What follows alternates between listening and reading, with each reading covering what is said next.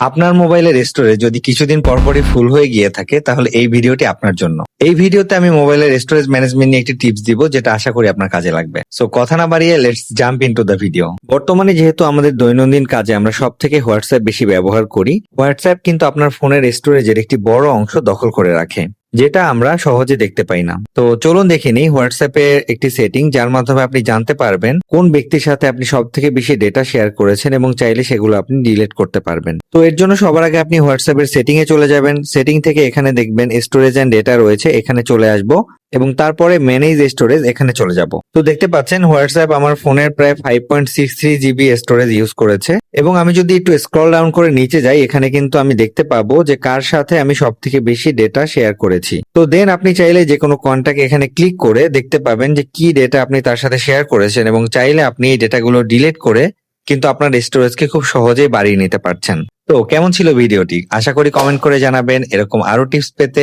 YouTube থেকে দেখে থাকলে সাবস্ক্রাইব করে দিবেন, আর যদি আপনি ফেসবুক থেকে দেখে থাকেন অবশ্যই ফলো করে দিবেন। দেখা হচ্ছে নেক্সট কোনো ভিডিওতে, সেই পর্যন্ত ভালো থাকেন। আল্লাহ হাফেজ।